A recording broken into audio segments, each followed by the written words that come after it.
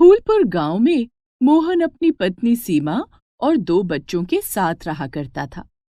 मोहन के पास एक छोटा सा खेत था जिस पर वह खेती किया करता, लेकिन इस बार भीषण गर्मी पड़ रही थी। मोहन के खेत की फसल गर्मी की वजह से झुलसकर बर्बाद हो जाती है। दोपहर के वक्त मोहन खेत से घर लौटता है। उफ, बाहर भीषण गर्मी है। सूरज दादा जैसे बहुत गुस्से में है। न जाने क्या होगा। फसल में चाहे कितना भी पानी डालो, मिट्टी ऐसे सूख जाती है जैसे उन्हें बरसों से पानी नहीं मिला हो। आप चिंता मत कीजिए जी, बारिश होते ही सब ठीक हो जाएगा। इतनी भीषण गर्मी पड़ रही है तो जल्दी ही बारिश भी होगी। ये लीजिए, आप घड़े का ठंडा पानी पीजिए। सीमा मोहन को 1 गिलास पानी लाकर देती है। मोहन पानी पीता है। दोनों बच्चे कहाँ हैं? पड़ोस में अपने दोस्त के घर गए हैं, आते ही होंगे। उसी समय पड़ोस में रहने वाला सुधीर मोहन के 5 साल के बेटे मिट्ठू को अपनी गोद में लेकर आता है। मिट्ठू बेहोश था। उसकी ऐसी हालत देखकर सीमा और मोहन दोनों परेशान हो जाते हैं। क्या हुआ मेरे बेटे को? मिट्ठू बेटे, मिट्ठू बेटे। लगता है गर्मी की वजह से बेहोश हो गया है। हाँ मोहन भाई, मिट्ठू गर्मी की वजह से बेहोश हुआ है। इसे पानी के छींटे मारो, ये होश में आ जाएगा। मोहन मिट्ठू के चेहरे पर पानी के छींटे मारता है, जिसके बाद मिट्ठू को होश आ जाता है। सीमा उसे अपनी गोद में उठा लेती है।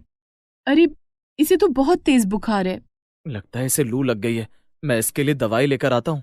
8 साल की गिन्नी भी वहीं बैठी होती है। मोहन मिट्ठू के लिए दवाई लाने जा ही रहा होता है कि तभी उसका दोस्त धीरज उसके पास आता है। मोहन भाई जल्दी चलो, गजब हो गया, अनर्थ हो गया। क्या हो गया? तुम इतने घबराए हुए क्यों हो? अरे भयानक गर्मी के कारण कई किसानों के खेतों की फसल झुलस रही है, जिसमें से एक तुम्हारा खेत भी है। क्या? ये सुनते ही मोहन खेत की ओर दौड़ता है। वो देखता है कि उसके खेत की फसल झुलस रही थी। वो जल्दी जल्दी खेत में पानी डालता है, लेकिन तब तक फसल खराब हो चुकी थी। हे भगवान, सारी फसल जल गई। अब हमारा क्या होगा? मोहन बहुत दुखी हो जाता है। दुखी मन से वो अपने घर जाता है। क्या बात है जी, हमारी फसल सुरक्षित तो है ना? नहीं सीमा, हमारी सारी फसल जलकर राख हो गई। तभी मोहन देखता है कि मिट्ठू बिस्तर पर लेटा है। मिट्ठू को देखते ही उसे याद आता है कि उसे तो मिट्ठू के लिए दवाई लानी थी। वो दवा की दुकान पर जाता है और मिट्ठू के लिए दवाई लेकर आता है। सीमा मिट्ठू को दवाई देती है। अगले दिन मिट्ठू का बुखार उतर जाता है। सीमा, मैं खेत पर जा रहा हूँ। तुम बच्चों को घर से बाहर मत जाने देना। बाहर बहुत गर्मी है। मिट्टू की तबीयत अभी पूरी तरह से ठीक नहीं हुई है। ठीक है जी, आप फिक्र मत कीजिए, मैं इन्हें कहीं नहीं जाने दूंगी। मोहन खेत पर चला जाता है। सीमा घर के काम में उलझ जाती है। सीमा की नजर बचाकर दोनों बच्चे चुपके से घर से बाहर निकल जाते हैं और दोस्तों के साथ खेलने लगते हैं। घर के काम खत्म करने के बाद, अरे, दोनों बच्चे कहाँ गए? कहीं खेलने तो नहीं चले गए? सीमा बच्चों को ढूंढने के लिए बाहर जाती है तो देखती है कि दोनों बच्चे अपने दोस्तों के साथ खेल रहे थे। मिट्ठू, गिन्नी, मैंने तुम दोनों को घर से बाहर जाने के लिए मना किया था ना? बाहर कितनी गर्मी है, अगर तबीयत बिगड़ गई तो चलो घर चलो। माँ, हमें थोड़ी देर और खेलने दो ना। गिन्नी बेटी, तुम लोग शाम में बाहर आकर खेल लेना, अभी बहुत तेज धूप है। सीमा समझा बुझाकर दोनों बच्चों को घर ले आती है। दोनों बच्चे कहीं से छोटे छोटे पत्थर चुनकर उन्हीं से खेल रहे थे। घर आते समय उन पत्थरों को वे अपने साथ ले आते हैं। मिट्ठू, ये तुम्हारे हाथ में क्या है? माँ, ये अनोखे लाल पत्थर हैं। हमने इन्हें पहले कभी नहीं देखा। सड़क पर गिरे थे तो हमने इन्हें उठा लिया। सीमा उन पत्थरों को अपने हाथ में ले लेती है। अरे, ये तो लीची है। बेहद गरीबी के कारण उन्होंने कभी लीची के फल नहीं खाए थे, जिस कारण बच्चे लीची के फल को पहचान नहीं पाते हैं। बच्चों, ये लीची के फल हैं। ये बड़े रसदार होते हैं। अच्छा, क्या हम इन्हें खा सकते हैं? हाँ, क्यों नहीं। सीमा लीची के फलों को छिलती है और बच्चों को खाने के लिए देती है। वाह माँ, ये तो बड़े मीठे, रसीले और स्वादिष्ट हैं। हाँ, लीची के फल ऐसे ही होते हैं। तो अगर हम इन बीजों को अपने खेत में लगा दें, तो हमारे खेत में मीठे रसीले लीची के पेड़ उग आएंगे, है ना? हाँ बच्चों, लेकिन अभी बेहद भयानक गर्मी पड़ रही है, जिस कारण हमारी फसल भी जल गई। ऐसे में ये लीची का बीज फलेगा या नहीं, कुछ पता नहीं है। सीमा उन बीजों को घर के कोने में रख देती है। शाम में दोनों बच्चे खेलने जाते हैं और उन लीची के बीजों को अपने हाथ में छिपा कर ले जाते हैं। वे दोनों अपने खेत में जाते हैं। दीदी, मैं इन बीजों को मिट्टी में दबा देता हूँ। हाँ, और मैं कहीं से पानी लाती हूँ। मिट्टू लीची के बीजों को मिट्टी के नीचे दबा देता है और गिन्नी कहीं से थोड़ा पानी लेने चली जाती है, लेकिन उसे कहीं भी पानी नहीं मिलता है। मिट्टू, आसपास कहीं भी पानी नहीं है। कोई बात नहीं, मैंने बीज लगा दिए, अब पानी नहीं है तो हम कर भी क्या सकते हैं। चलो दीदी, हम घर चलते हैं। इधर मोहन खेत से घर आ जाता है। थोड़ी देर के बाद दोनों बच्चे भी घर आ जाते हैं। सीमा, मैंने पूरा खेत साफ कर दिया है, लेकिन नई फसल लगाने के लिए पानी की जरूरत होगी और पूरे गांव में सूखे जैसे हालात पैदा हो गए हैं। नदी और तालाब में पानी नहीं है, उस पर से बारिश भी नहीं हो रही। लेकिन तब तक हम क्या करेंगे? फसल नहीं होगी तो हम क्या बेचेंगे और क्या खाएंगे? ऊपर वाले ने चाहा तो जल्दी ही कोई न कोई रास्ता जरूर निकल आएगा। दोनों पति पत्नी इसी चिंता में डूबे हुए थे। दोनों बच्चे घर आने के बाद सीमा से खाना देने के लिए कहते हैं। बच्चों, आज मैंने खाने में सूखे चावल बनाए हैं। कोई बात नहीं माँ, हमें सूखे चावल ही दे दो, हम पानी के साथ खा लेंगे। सीमा भारी मन से सबके लिए खाना निकालती है, जिसमें सिर्फ सूखे चावल होते हैं, जिसे पूरा परिवार पानी और नमक के साथ खा लेता है। दूसरे दिन पानी की उम्मीद में मोहन अपने खेत में जाता है। वो देखता है कि उसके खेत में छोटे छोटे नन्हे पौधे निकल आए थे। ये वही पौधे थे जिनके बीज एक दिन पहले दोनों बच्चे खेत में लगा कर गए थे। कमाल है, इतनी गर्मी में मेरी फसल जल गई और ये पौधे कैसे निकल आए? जो भी हो, अगर ये पौधे निकल रहे हैं तो इनमें पानी डालना जरूरी है।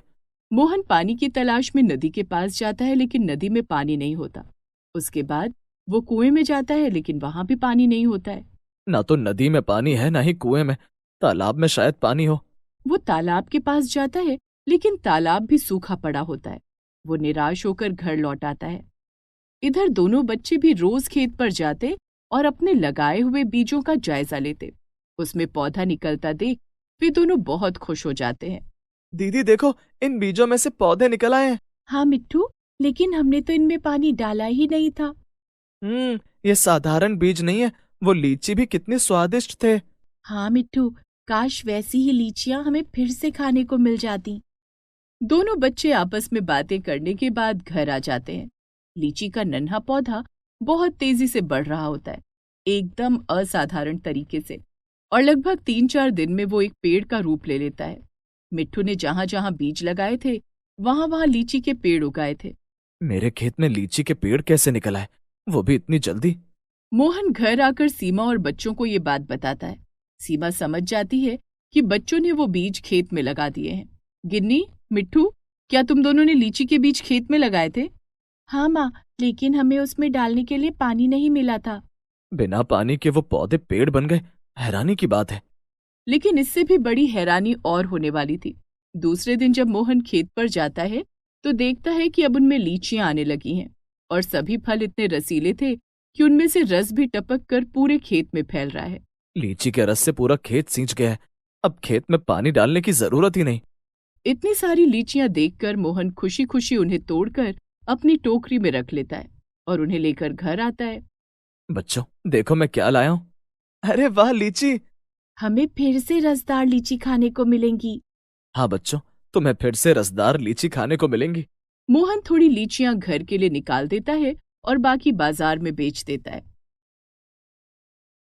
उन पैसों से वो घर के लिए खाने पीने का सामान खरीद लेता है। दूसरे दिन मोहन खेत पर जाता है तो देखता है कि पूरे खेत में लीची के नए पौधे उगाए हैं और पेड़ों पर जो लीचियां लगी हैं उनसे अभी भी रस टपक ही रहा है। अगर ये ऐसा ही होता रहा तो मुझे खेती करने की कोई जरूरत ही नहीं पड़ेगी, न खेतों में पानी डालने की टेंशन होगी। मेरा खेत अब अपने आप लीची का बगीचा बन जाएगा। और होता भी यही है। कुछ ही दिनों में मोहन के पूरे खेत में लीची के पौधे पेड़ बन जाते हैं और उनमें रसदार लीचियां फलने लगती हैं। मोहन ये बात अपनी पत्नी सीमा को बताता है। अब हमारी गरीबी के दिन दूर हो जाएंगे। हाँ सीमा, मैं सारी लीचियां बाजार में बेच कर आता हूँ। मोहन कुछ लीचियां घर के लिए रखकर बाकी सारी लीचियां बाजार में बेच देता है, जिससे उसे अच्छा खासा मुनाफा होता है। वो पैसे लाकर सीमा को देता है। इतने पैसे, अब हम अपने बच्चों को खूब पढ़ाएंगे ताकि उन्हें हमारी तरह गरीबी में ना जीना पड़े। तुम ठीक कह रही हो सीमा, कल जो लीचियां होंगी उन्हें मैं शहर ले जाकर बेचूंगा। शहर में और भी अच्छे पैसे मिलेंगे। दूसरे दिन लीची के पेड़ों में फिर से ढेरों लीचियां तैयार थीं। मोहन उन्हें तोड़कर शहर ले जाता है, जहां एक व्यापारी की नजर उसकी लीचियों पर पड़ती है। तुम्हारी लीची तो बड़ी अच्छी है, अगर तुम मेरे साथ व्यापार करना चाहो तो मैं तुम्हारी लीचियों को विदेश तक भेज सकता हूँ। इसके लिए तुम्हें मोटी रकम मिलेगी। अच्छा, क्या सच में साहब? हाँ हाँ, बिल्कुल सच। तो मुझे आपके साथ व्यापार करना मंजूर है। मोहन व्यापारी से हाथ मिला लेता है और अब उसकी लीचियां विदेश भेजी जाने लगती हैं, जिसके लिए उसे और भी अच्छे पैसे मिलने लगते हैं। सीमा, मैं सोच रहा हूँ कि क्यों ना थोड़ी और जमीन खरीद कर लीची के बाग को और बढ़ा लूं। आप ठीक कह रहे हैं, हमें ऐसा ही करना चाहिए। मोहन गांव में बड़ी सी जमीन खरीद लेता है, जिसमें वो जादुई लीची के बीजों को लगा देता है। कुछ ही दिनों में उसका नया बगीचा भी जादुई लीचियों से भर जाता है। इस तरह से वो अपने व्यापार का विस्तार कर लेता है और जादुई लीची का बड़ा व्यापारी बन जाता है।